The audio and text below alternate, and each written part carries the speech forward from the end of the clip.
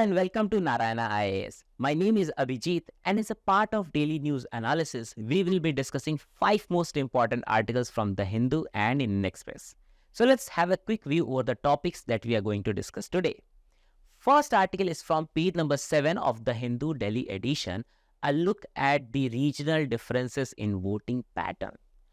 This article is giving insight over the voting behavior of people across India and discussing how factors such as religion and region are affecting voters' behavior.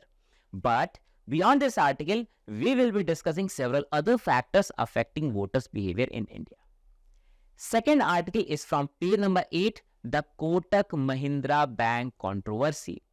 In this article, we will be discussing the prudential norms by RBI and its non-adherence by Kotak Mahindra Bank and consequently the implementation of PCA, that is prompt corrective actions.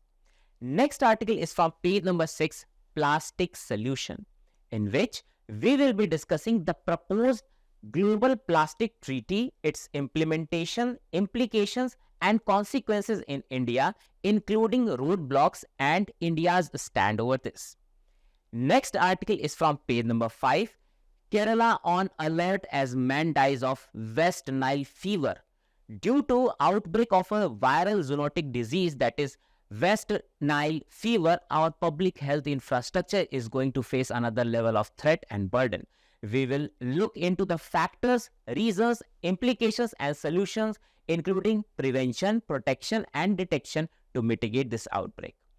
Last article is from page number 10, Focus on Mother Tongue from the Early Stages by CBSE, in which we will be seeing the evolution of modern education in India in vernacular languages and its importance in the current scenario.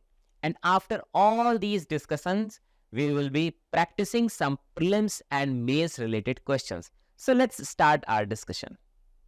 So the first article for today's discussion is a look at the regional differences in voting patterns.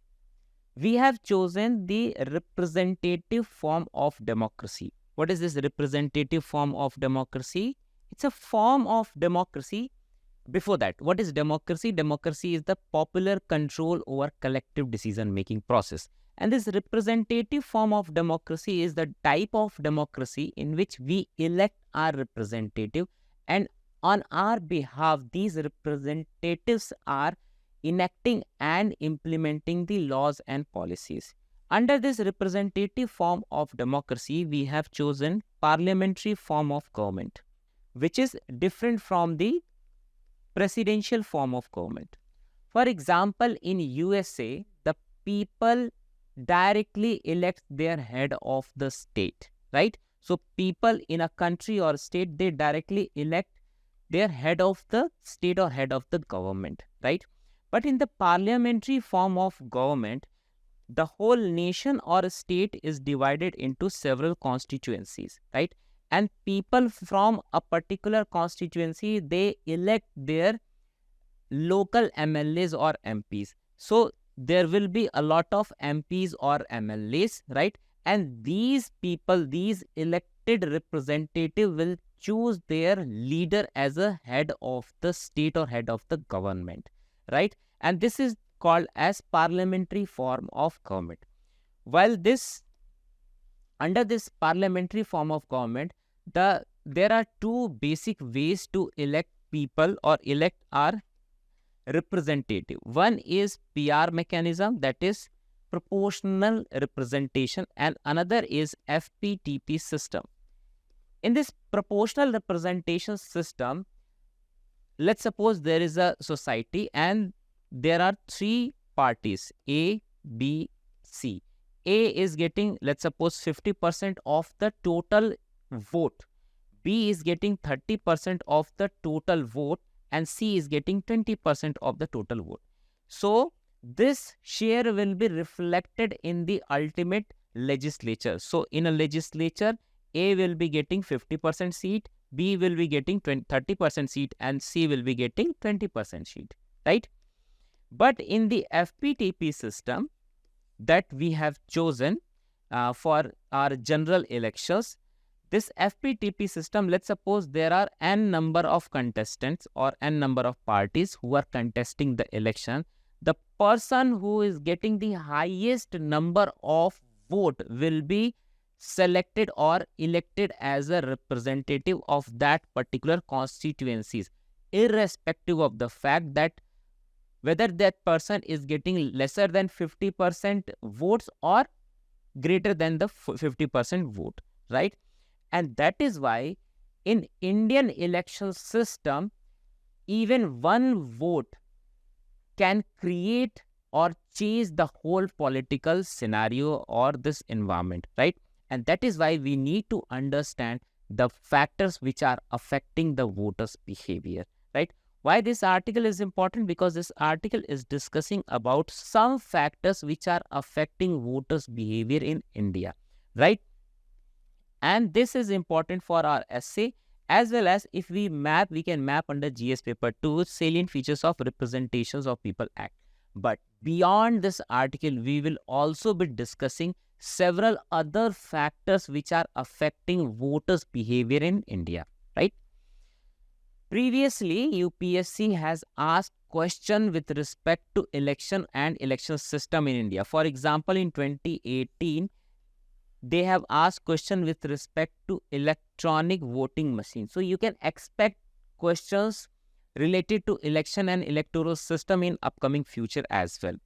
What is the context? There is a NGO, there is a research NGO named as Center for the Study of Developing Society, CSDS Lokniti, and they have conducted various pre-poll surveys and researches, right?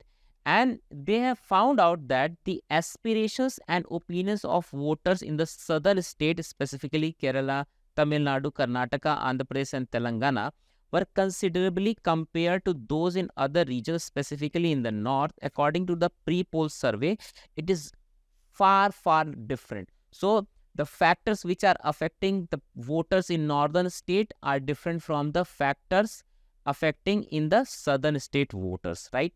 And they have taken three basic parameters, that is region, second is religion, and third is developmental level, right? But we will be discussing other factors as well. So in this article, what they have discussed, according to a pre-poll survey by CSDS Lokniti, voters in southern states exhibit considerable differences in opinions compared to the other regions, particularly in the northern region, right? For instance, only 16% of respondents in South expressed full satisfaction with the central government, compared to 27% in North and West and 21% in the East and Northeast. So there is a regional variation in this satisfaction of the people with respect to central government, right?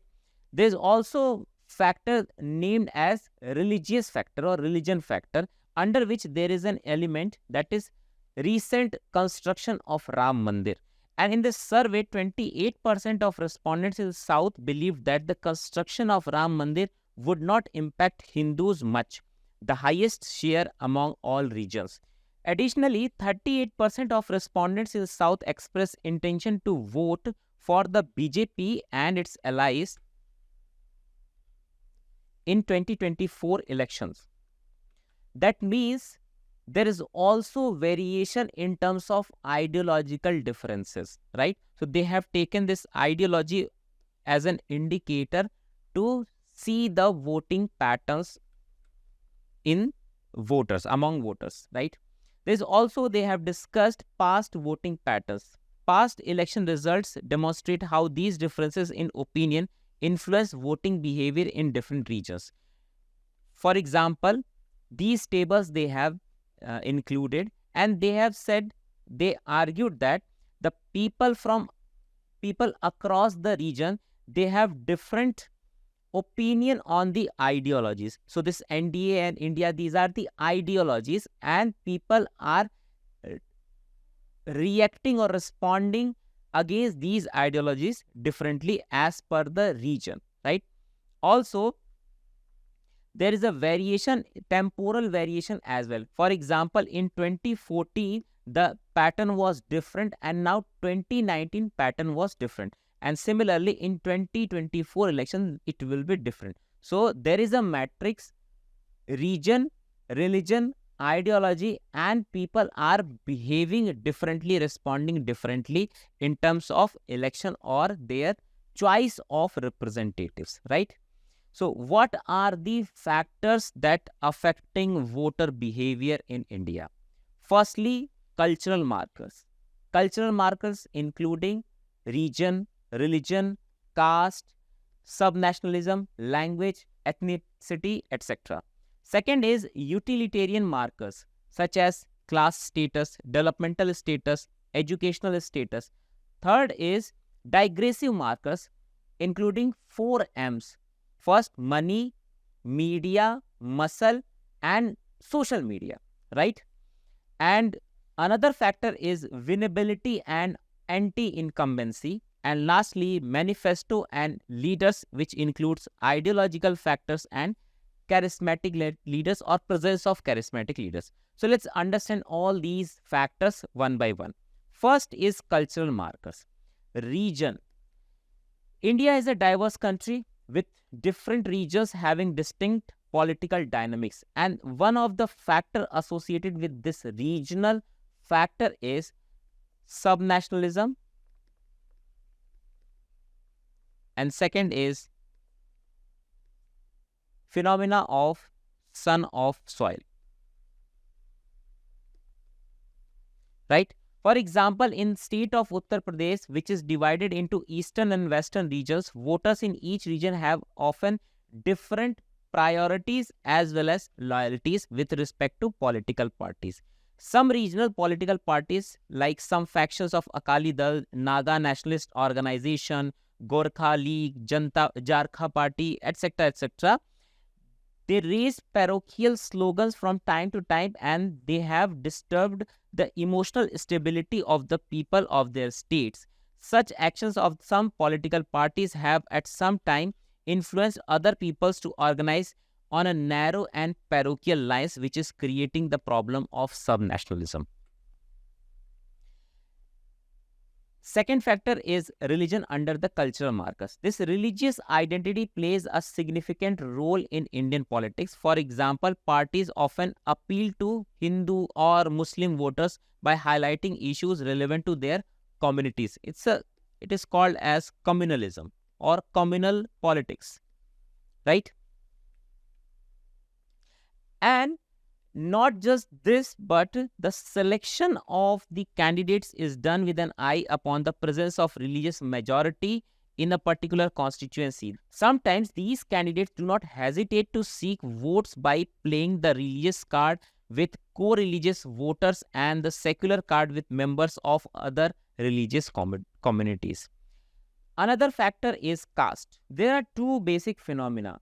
First is casteization of politics, and second is politicization of caste. In this politicization of caste, this politics is indulging into the matters of caste. But in this casteization of politics, caste is playing a very significant role in politics. Sometimes it is supposed to be a very bad thing, but as per Rajni Kothari, any endeavor, any initiative to prevent caste from politics is a futile exercise, because this caste is a part of cultural marker, or it's a cultural marker, and you are not going to prevent any political parties or leader to take advantage of caste in the politics.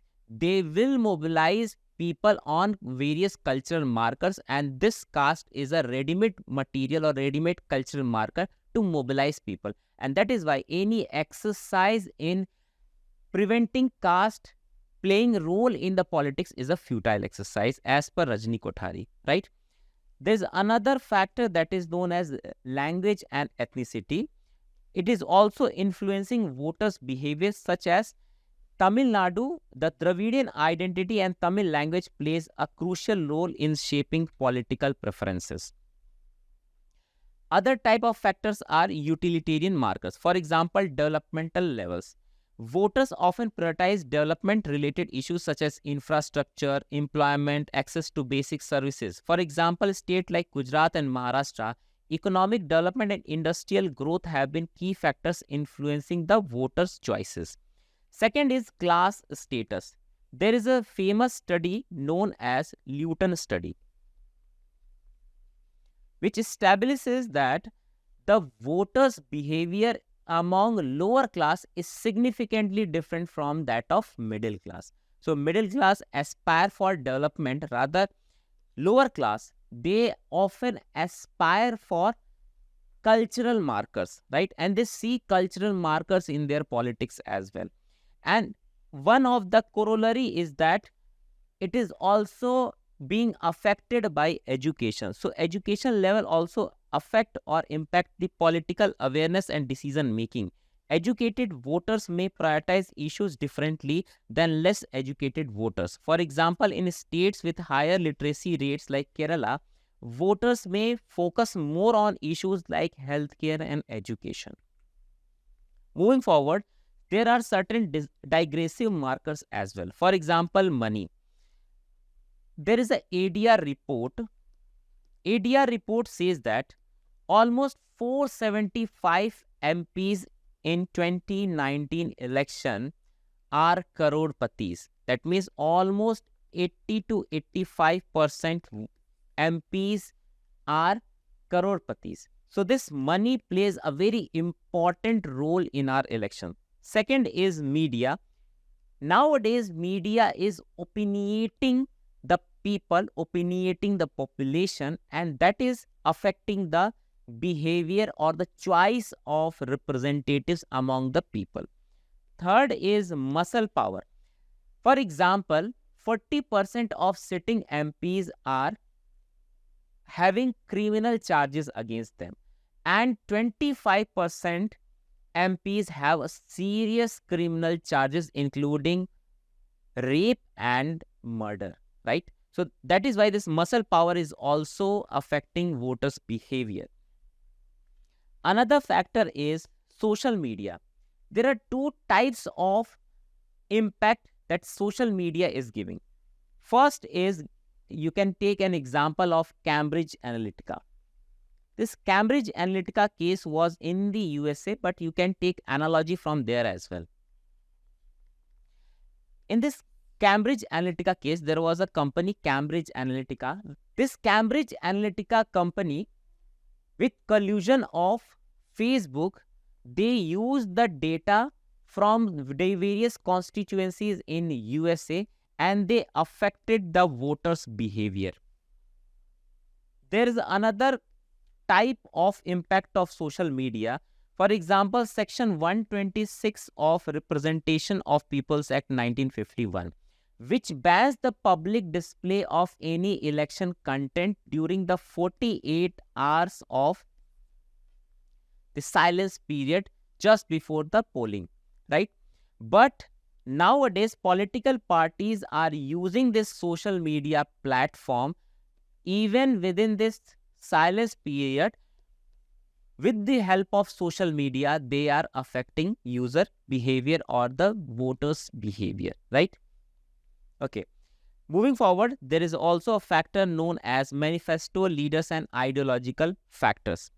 Even before this election system, this democracy, there were certain ideological conflicts and people resolved these ideological conflicts with the help of war or aggression, etc. Now, as per Weber, a sociologist, this mechanism has changed. Now, this election system is a peaceful mechanism of or tool to resolve the ideological conflict between different ideologies or group of people, right? So, people adhering to a particular ideology will always be voting for their ideology only, right? First is manifesto. Election manifestos outline the party's policy proposal and vision for the governance, right? The voters may evaluate parties based on their manifesto promises. For example, in 2019 general election, BJP emphasized issues like national security and welfare schemes in its manifesto. So this manifesto is also kind of promises by the political parties to the people, including freebies, right? So this is alluring people. This is giving incentives to the people to vote for them, right? Second is charismatic leaders. And these charismatic leaders are playing very important role. For example, Nehru ji, for example, Indira ji, Vajpayee ji, Modi ji. These are the charismatic leaders, and these charismatic leaders are having exceptional quality of factor and override group elements leader that becomes a source of attraction. Sometimes it also means also become a source of awe or terror in that frights the people to vote for them, but it's not case with the India, right?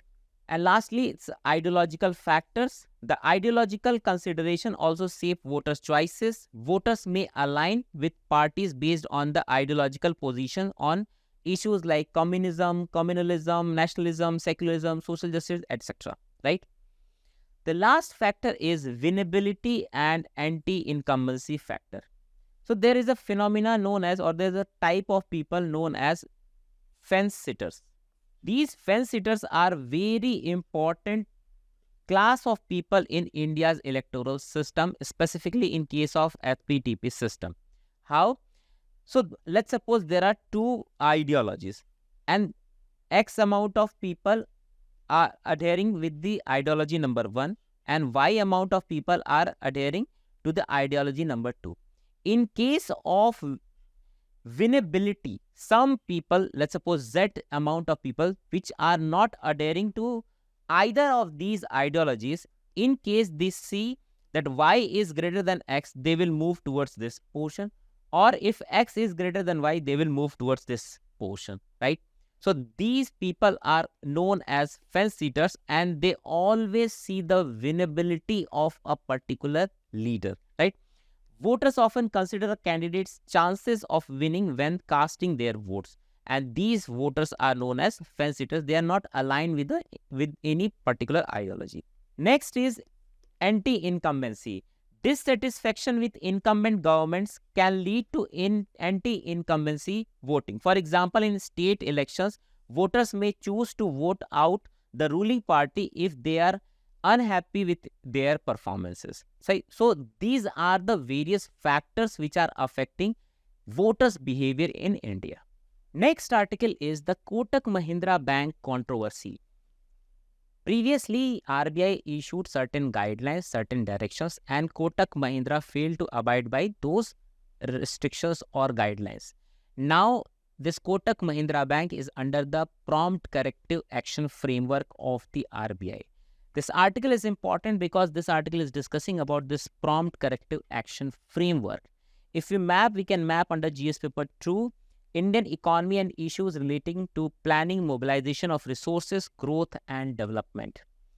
Previously, UPSC has asked questions related with the NPA, stressed assets, etc., etc., or the functioning of RBI or banking.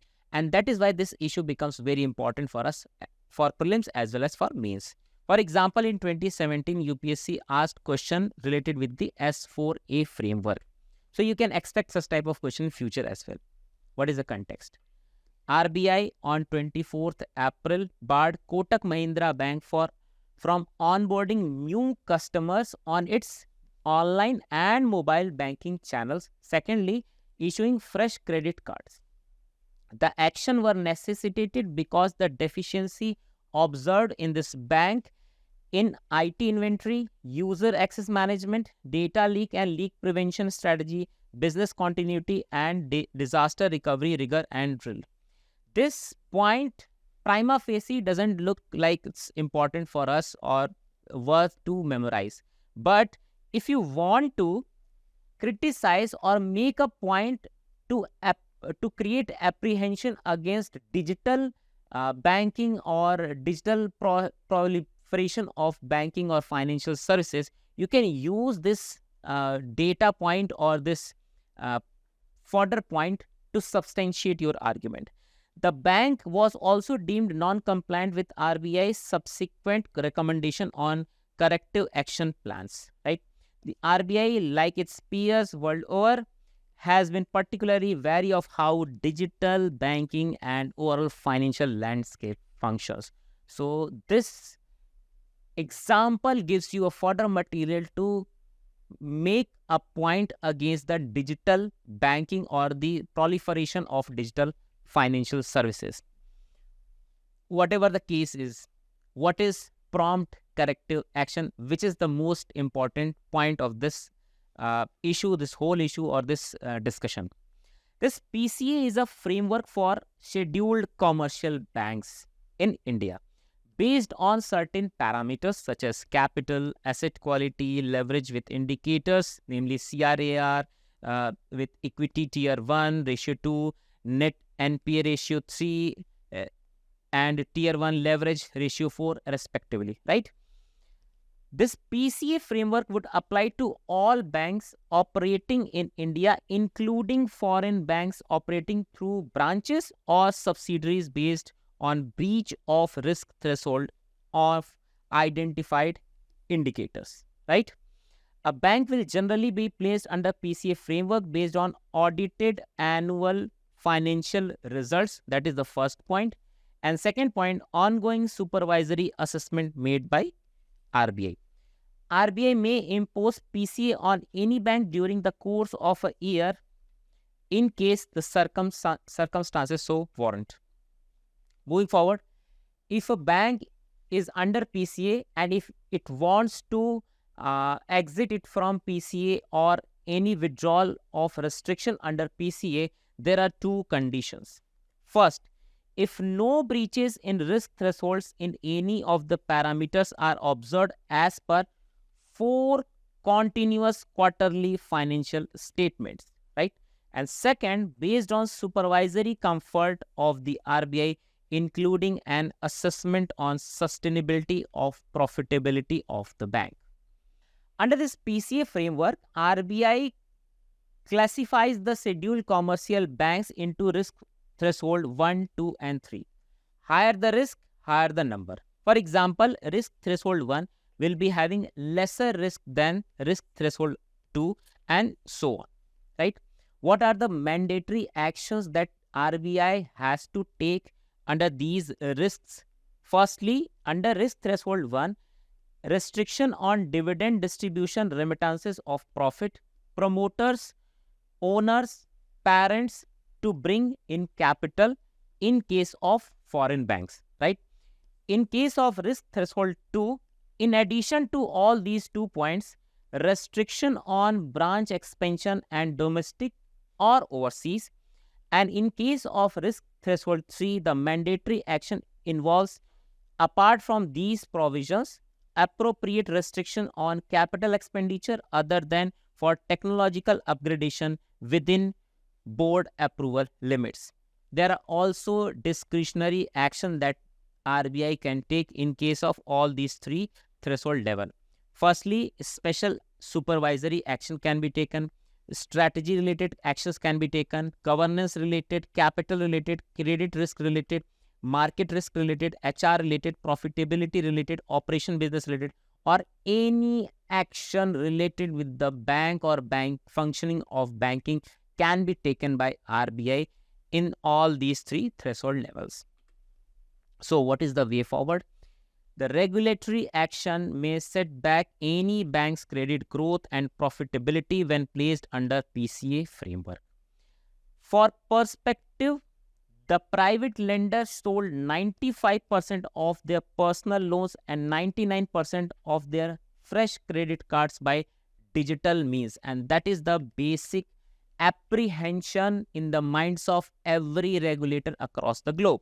Hence, this should push the banks for more physical expansion rather than online presence solely. Next article is plastic solution. Plastic pollution is a fact and it is degrading our environment, ecology, and biodiversity. How? If we burn plastic, it is polluting our air. It will remain in the atmosphere for a very long period of time, and that is why it is a very prominent reason for air pollution.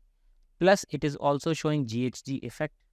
It is also polluting our water and water resources, including marine and freshwater resources. As far as ecology is concerned, it is showing biomagnification or phenomena of biomagnification, and that is why it is hurting various trophic level, and it is transmitting from one trophic level to another trophic level. As far as biodiversity is concerned, it is carcinogenic, and that is why it is creating hurdle in maintaining biodiversity, and it is hurting biodiversity. It is also very negative for human consumption and human lives. Okay, but after all these, even after all these impact, we are piling up the plastic. Plethora of plastic is being accumulated, and there is a strong need and a strong protest to stop the plastic pollution, right?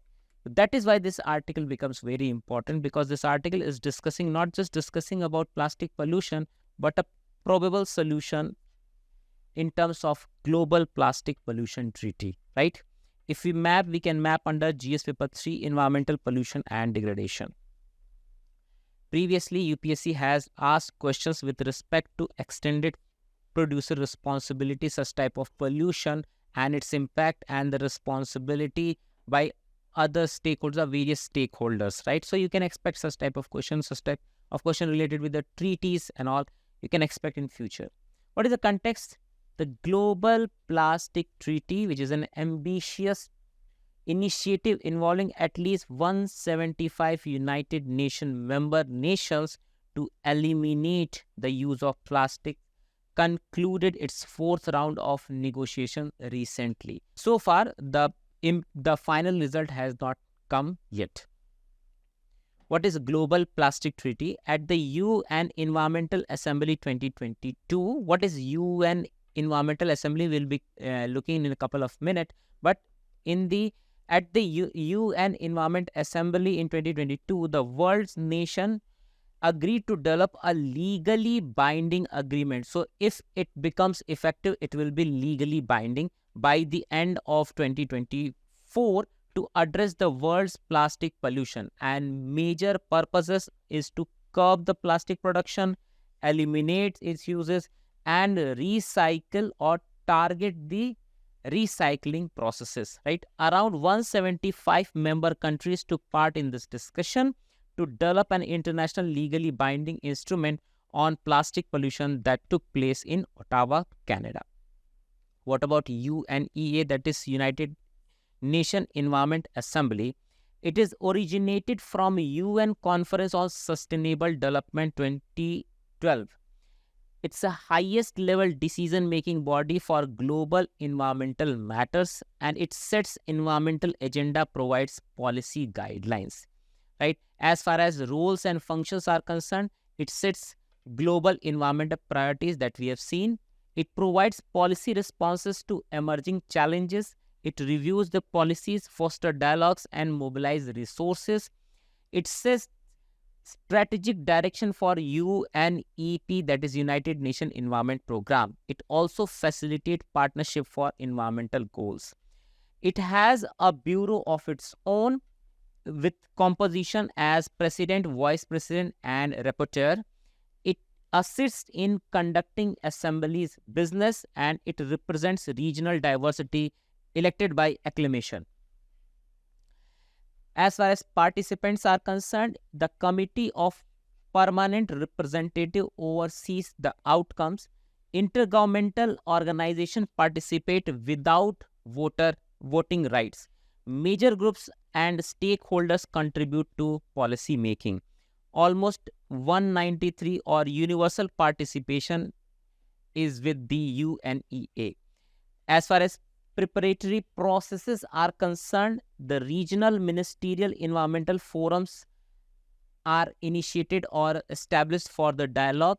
The regional consultative meetings are held for joint position, and open-ended committee prepares the UNEA agenda, right?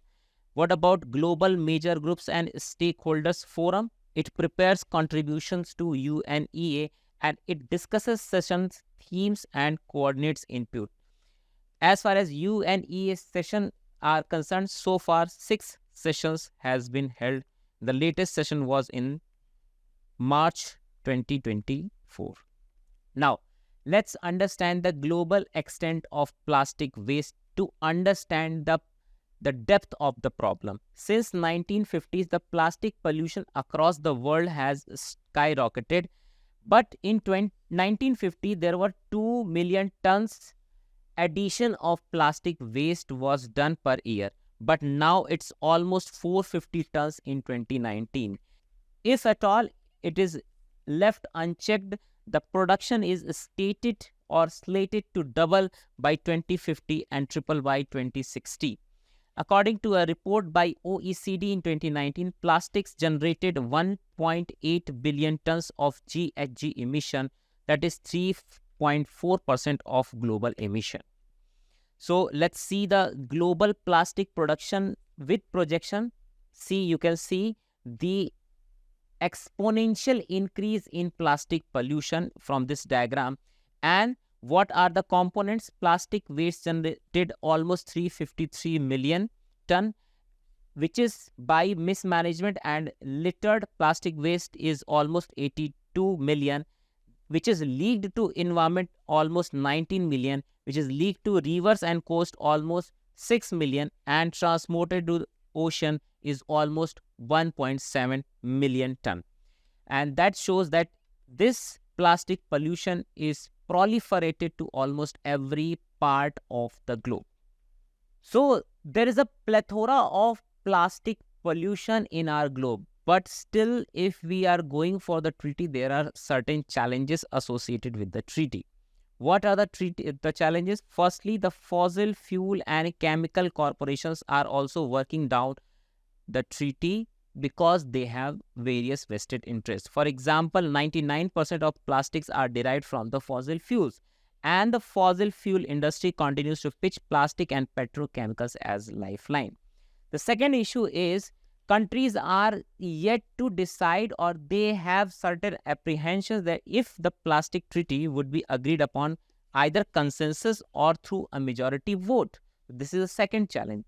Third is the High Ambition Coalition. It's a group of 65 countries, mostly European and African countries, which seeks to tackle plastic pollution or plastic production, wants to end plastic pollution by 2040.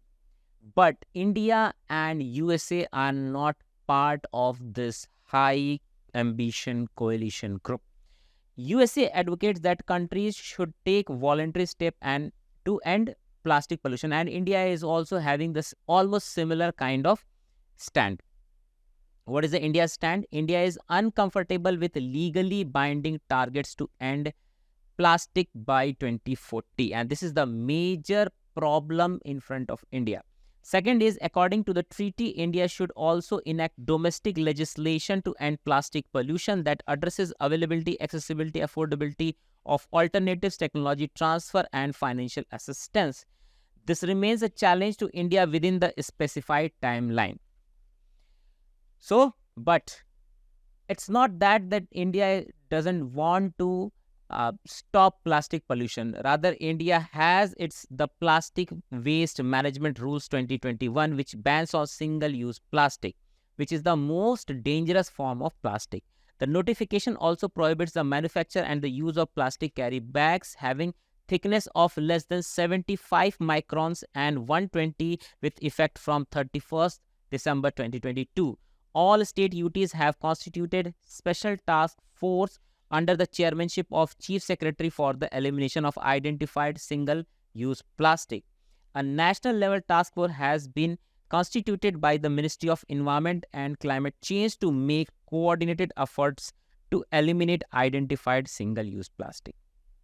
Next article is Kerala on alert as man dies of West Nile fever. This article is discussing about a disease. West Nile fever is a public health emergency. And in case of any public health emergency, we need to take care of prevention, protection, and detection. This article is important from prelims point of view. This article is discussing about West Nile fever. Previously, UPSC asked questions with respect to various diseases, so you can expect in future as well. What is the context? The Kerala government has issued a statewide alert in response to the recent outbreak of West Nile fever. Okay, so more on news. The alert comes after 1 death and 8 confirmed cases were reported from various districts, including Kozhikode, Malappuram, and Thrissur districts in recent days. The infection was confirmed through the examination of blood and cerebrospinal fluid samples.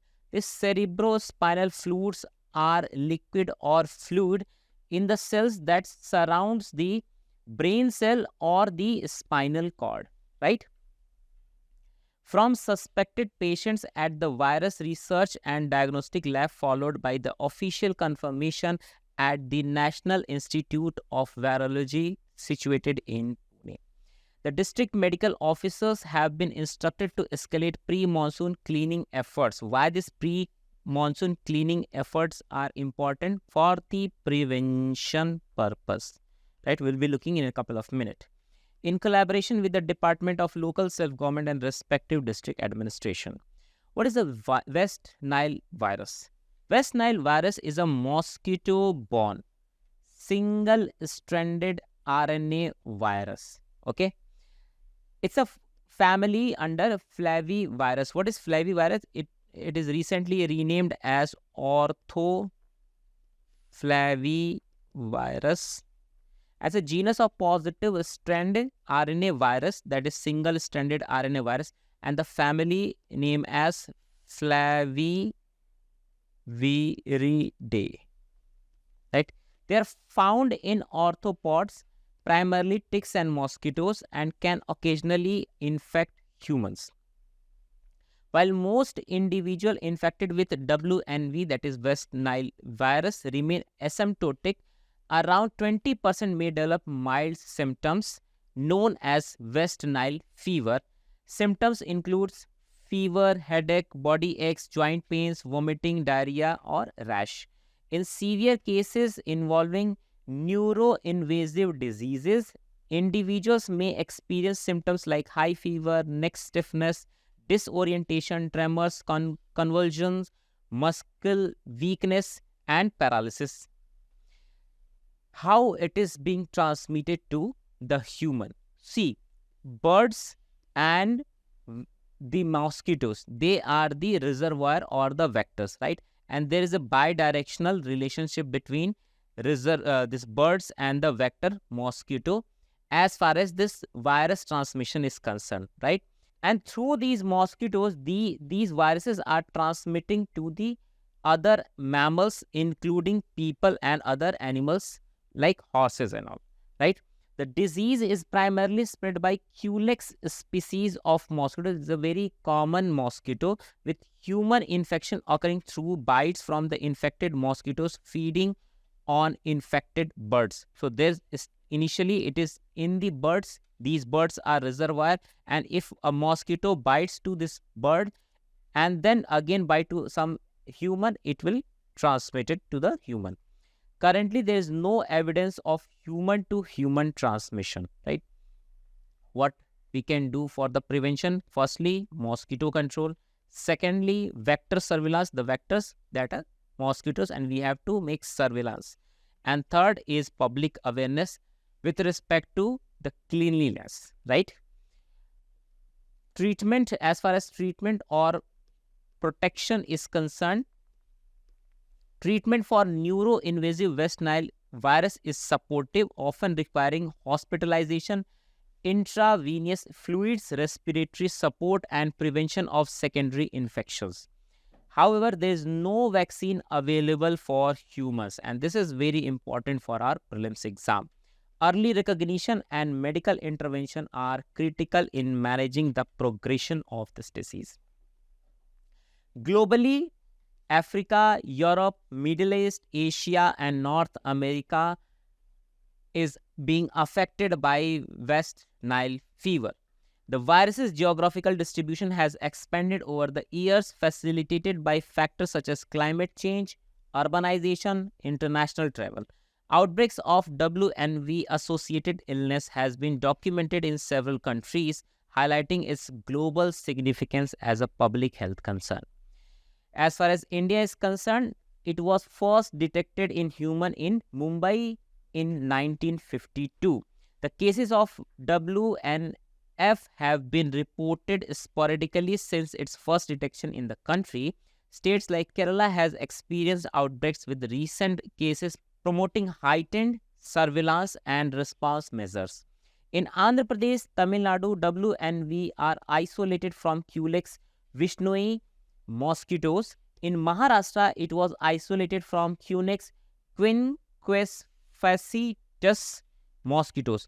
The name of these Culex mosquitoes are not very much important for our prelims exam, but you have to read this just for the sake of clarity. In Karnataka, it has been isolated from humans. While the overall prevalence of WNV in India remains relatively low compared to other mosquito-borne diseases like dengue or malaria, continued vigilance is necessary to monitor and mitigate its spread. Last article for today's discussion is Focus on Mother Tongue from Early Stages, said by CBSE. This article is very much important for our prelims examination. We will be discussing the importance of vernacular languages or mother languages in early stages of the schooling. Not only this, we will also be discussing the historical underpinnings or background of the vernacular education or vernacular language in school education in India or Indian model educational system. This article is important because this article is discussing about mother tongue in early education. We will be looking at both the aspect, that its importance and its historical background.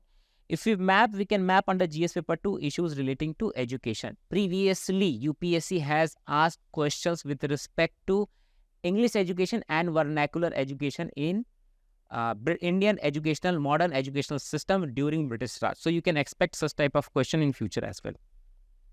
What is the context? CBSE is now promoting mother tongue education in its affiliated schools, which aligns with the National Education Policy 2020 and National Curriculum Framework 2022. Why this vernacular language is important? Why this mother tongue in early education is important? Firstly, because it gives foundational learning. It gives a strong foundation for education. It reduces confusion and fosters participation, and it makes very easy for the student to grasp the concepts. Secondly, it helps in cognitive development. It enhances cognitive skills and it helps in expressing freely, and it develops critical thinking. Thirdly, it is promoting inclusivity and equity. It ensures equal opportunities for all and it promotes inclusivity. Also, it boosts confidence. It bolsters confidence and self-esteem through positively impacting academic journey. Last but not the least, it helps in maintaining cultural identity. It nurtures identity and belongingness, and it connects to heritage, tradition, and values. Let's see the development of vernacular education in India. This vernacular education, which is also known as mother tongue education, has had a long and evolving journey in India. As far as early initiatives are concerned, during 1835 to 1838, the William Adams report identified flaws in vernacular education in Bengal and Bihar. During 1843 to 1853, James Thomson experiment in northwest provinces, specifically in UP, includes model schools and teachers training.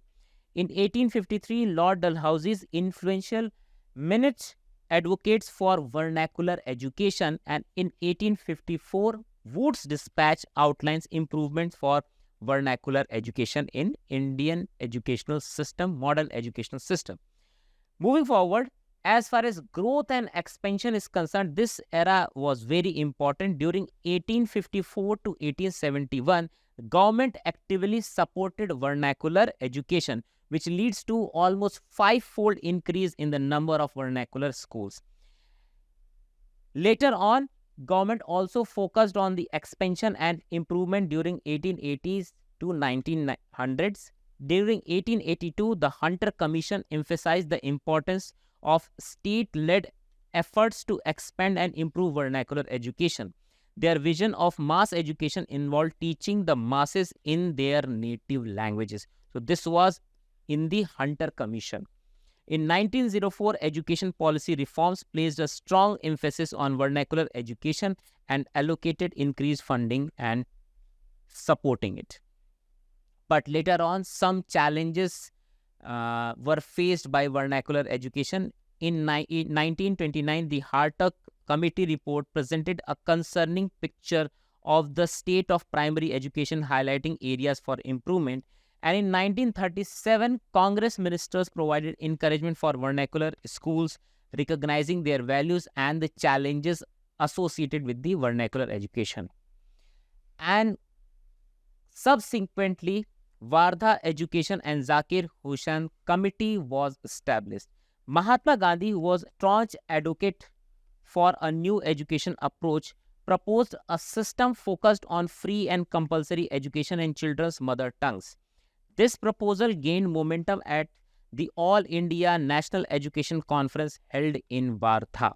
Following the conference, a committee led by Dr. Zakir Hussain was formed to develop a detailed plan for this education system. This committee's work resulted in Wardha scheme, also known as Nai Taaleem, meaning new education. So what was in the Wardha scheme and vernacular education? Firstly, free and compulsory education for children between 7 to 14 years old. Second, instruction delivered in child's mother tongue. The efforts of development of vernacular education continues beyond this period. The National Education Policy 2020 emphasizes the importance of mother tongue in education in early childhood learning, highlighting its continued relevance in contemporary India. So far, we have discussed all the important articles. Let's do some practice questions. First question is, consider the following statements. West Nile virus, that is WNV, a mosquito-borne double-stranded DNA virus. No, it's single-stranded RNA virus. Second, it is a flavivirus related to the viruses that are also responsible for causing St. Louis encephalitis, Japanese encephalitis, and yellow fever. That is a correct statement. West Nile fever is transmitted from one person to another. No, there is no human-to-human transfer in case of WNF. So, B part will be the correct answer. Second question, consider the following statement. Compostable plastics are plastic that degrade only in landfill site. No, for that we need industrial setup, municipal waste setup, right? So, this statement is incorrect. Microplastics are defined as any solid plastic particle insoluble in water with dimensions between 1 micron and 1000 micron. This is correct statement. Single-use plastic item is a plastic commodity intended to be used once for the same purpose before being disposed of or recycled. That is correct statement. So, only 2, 3, C part will be the correct statement. Consider the following statements about development of vernacular education in India during 19th and early 20th century. William Adams' report highlighted the need for improvement in the existing vernacular education system. That is correct. James Thomson experiment established model vernacular schools and a teacher training normal school. That is also correct.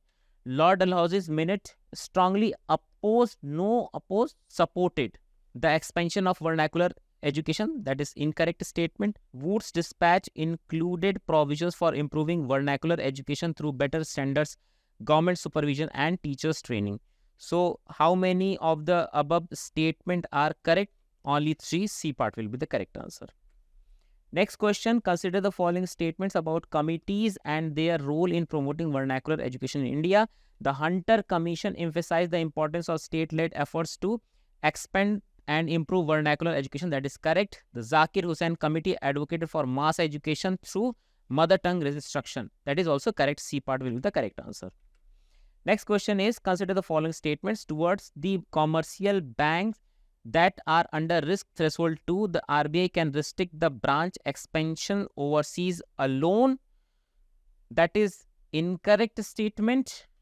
Under prompt corrective action, RBI is not empowered to take discretionary action. No, that is also incorrect statement. So, which of the above statements are correct? Neither, one, not two. Let's do mains practice question. Voting behavior is a complex interplay of rationality. Rationality is related with the exercising voting rights and irrational forces that are some external factors which are affecting the voting behavior, including the money, muscle, and powers, and the cultural markers, shaping the democratic outcomes with diverse influences. Discuss the statement in Indian context. Also elaborate various factors affecting voting behavior of Indian voters. So in introduction part, you have to start with FPTP system, and you have to mention interplay between this rational or rationality behind voting rights and the irrational forces, right? And then in body part, you have to explain the major factors with some example. For example, cultural markers, for example, utilitarian markers, digressive markers, and this manifesto, leadership, and ideological factors. So there are various factors that we have discussed in our discussion. So you have to explain with some examples. Then in conclusion, voting behavior in India is a complex amalgamation of rational assessments, emotional attachments, socio-cultural influences, and strategic calculations reflecting the diverse and dynamic nature of Indian democracy. Through this, we are concluding our today's discussion. If you like our initiative, please like, share, and subscribe.